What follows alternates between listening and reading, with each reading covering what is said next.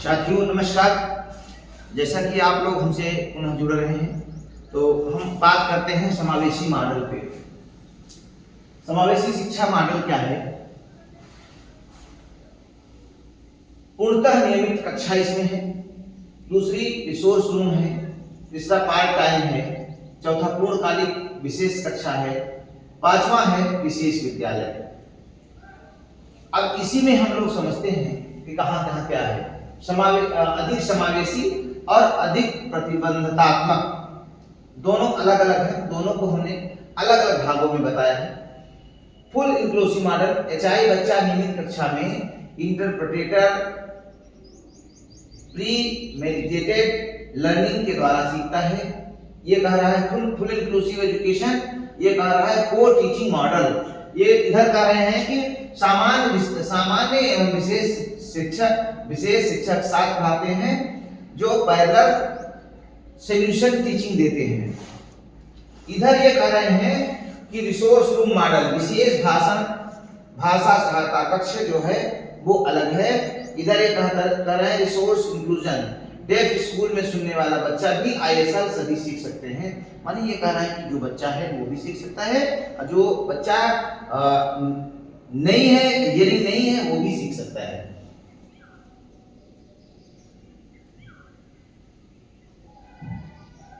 इधर हम लोग आते हैं, इसको 3 पार्टों में बांटा गया है, UDL first, UDL second and UDL third.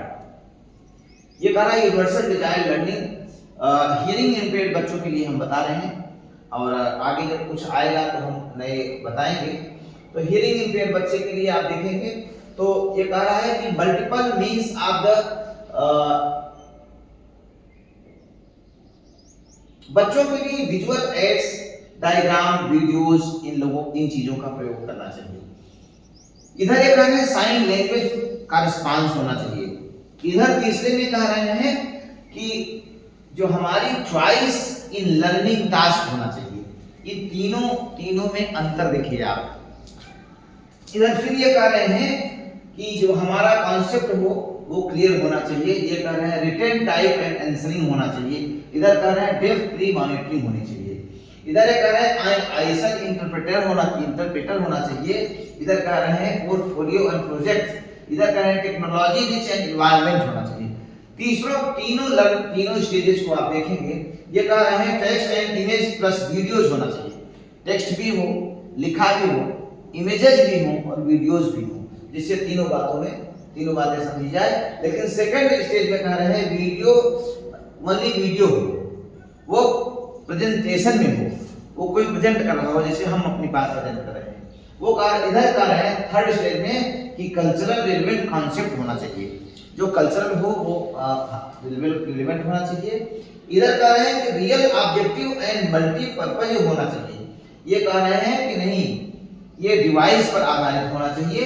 इधर तीसरे स्टेज में बोल रहे हैं कि गोल जो हो सेटिंग सपोर्ट टाइप होना चाहिए। आइए हम अगली बातों को जानते हैं। ये देखिए ऐसा बनाया गया है कि अगर आप चाहें तो इससे बहुत कुछ सीख सकते हैं, बहुत कुछ जान सकते हैं। IT घटक वर्तमान प्रदर्शन स्तर, शैक्षणिक कार्यात्मक योग्यता, इसमें कह रहा है audiogram, speech, preparation, language and level. इधर कह रहा है वार्षिक लक्ष्य क्या है, हमारा एनुअल लक्ष्य क्या होना चाहिए। इधर मापनीय प्राप्त लक्ष्य क्या है। इधर listening, speech, reading, math, social skills पर बात कर रहे हैं। तीनों बातों को समझा रहे हैं आपको। इधर कह रहा है कि लघु अवधि जो शॉर्ट टर्म आउटकम होने चाहिए हमारे, वो है। इधर ये विवरण में कह रहे हैं कि त्रैमासिक या मासिक होना चाहिए जो मील का पत्थर साबित हो सकता है। इधर कह रहे हैं कि आइडेंटिफिकेशन होना चाहिए और ये सिस्टमेटिक होना चाहिए। इधर ये देखिए ये कह रहे हैं विशेष सेवाएं रिलेटेड सर्विस होना चाहिए। इधर स्पीच थेरेपी काउंसलिंग होनी चाहिए। इधर ये कह रहे हैं ABT auditory, behave, sign language and instructions भी होने चाहिए। इधर ये कह रहे हैं कि एकोमोडेशन एंड मॉडिफिकेशन होना चाहिए। ये IT के जो घटक हैं और इसमें ये कह रहे हैं कि पोर्टफोलियो ऑब्जर्वेशन और रूब्रिक्स होना चाहिए। इधर ये कह रहे हैं परफॉर्मेंस बेस्ड स्टैंडर्डाइज्ड एडॉप्टेड होना चाहिए, जो परफॉर्मेंस हो वो बहुत अच्छा होना चाहिए। इधर इन्होंने कहा कि ये ट्रांजैक्शन प्लान होना चाहिए, जो 14 वर्ष की बच्ची के लिए ट्रांजैक्शन प्लान हो वो होना चाहिए। इधर इन्होंने कहा कि विवरण में कि कैरियर वोकेशनल कॉलेज, और इधर करेंगे self advance deaf community and communication होनी चाहिए।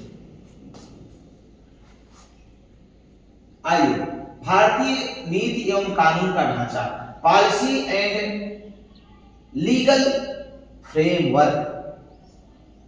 अब हम लोग इसको जानते हैं कि लीगल फ्रेमवर्क क्या है। 1992 में आरसीआई अधिनियम आया और पुनर्वास परिषद की स्थापना, विशेष शिक्षकों का पंजीकरण एवं पाठ्यक्रम अनुमोदन, जैसे पहले क्या चलते थे DElEd, BElEd, SC, MEd, SC, और अभी तो बहुत सारे कोर्सेज चलने लगे। फिर उसके बाद आता है 1992 के बाद 1995 आता है। 1995 पीडब्ल्यूडी एक्ट, पहला दिव्यांगता कानून, 3% आरक्षण, मुक्त शिक्षा, 18 वर्ष तक बाधा मुक्त वातावरण।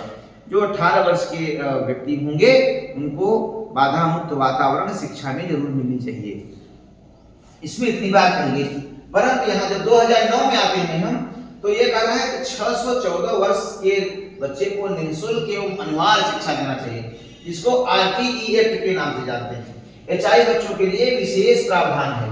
इंक्लूजन की बात इसमें कही गई कब, जब आरटीई एक्ट 2009 आया। इसके बाद आता है, इसके तुरंत बाद जब आता है 2016, वो सबसे कठिन और बहुत ही दिव्यांगजनों के लिए बहुत ही फायदेमंद कानून आया।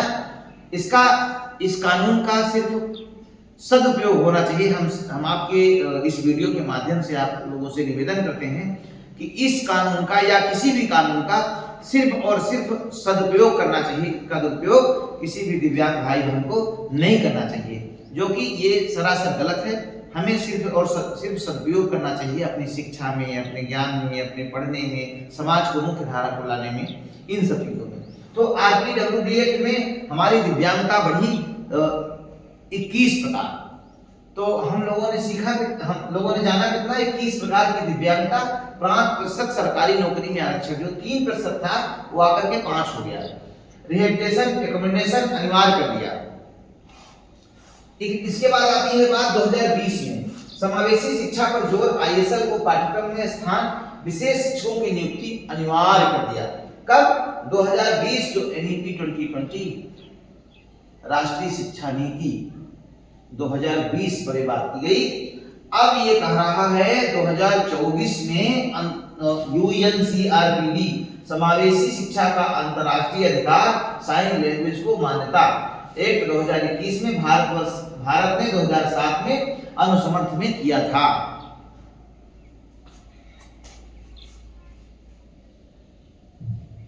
अब अगली बात आती है सामाजिक मुद्दे एवं शोध प्रविधियां, contemporary issues and research trends.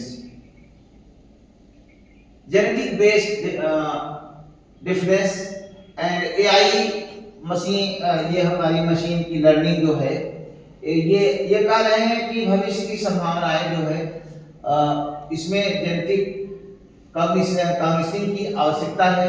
इधर ये कह रहे हैं एआई पावर्ड हियरिंग एड्स की जरूरत है।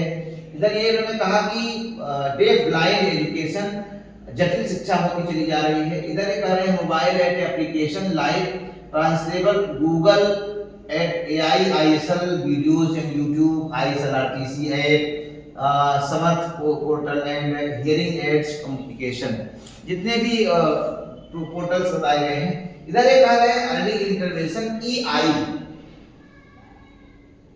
इंटरवेंशन, अगर 136 प्रोटोकॉल डब्ल्यूएचओ जो कह रहा है 2019 में, फैमिली सेंटर प्रैक्टिसेस होने चाहिए। इसमें अगर फैमिली सेंटर प्रैक्टिसेस हों तो ये बहुत अच्छा हो सकता है। इधर कह रहे हैं आईएसएल स्टैंडर्डाइज्ड होना चाहिए, जो आईएसएल आरटीसी द्वारा ISL standardised, ISL directory 9000 plus signs बनाए गए हैं।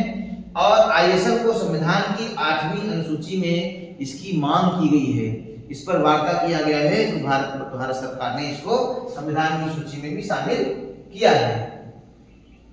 अब हम लोग प्रमुख बिंदु पर आते हैं जो हम लोगों ने अभी सीखा जाना। तो ये हमारा एमएड विशेष शिक्षा प्रथम वर्ष का एक पेपर है, उस पर हमने बनाया था। तो हम लोग इस पर जानते हैं कि हमने 0 से 6 माह के बच्चे के लिए हस्तक्षेप पर बात किया। फिर हमने एमएड स्तर पर सबसे साक्ष्य आधारित दृष्टिकोण पर बात किया। फिर मेडिकल मॉडल कल्चरल एमएड विद्यार्थी दोनों को समझें। फिर आता है आईपी यूडीएल व्यावहारिक शिक्षा का आधार भी आता है। फिर अधिकार आधारित शिक्षा के कानूनी आधार भी आते हैं। एआई जनरेटेड जो भविष्य की दिशाएं हैं दशाएं हैं उस पर हम लोग बात करते हैं।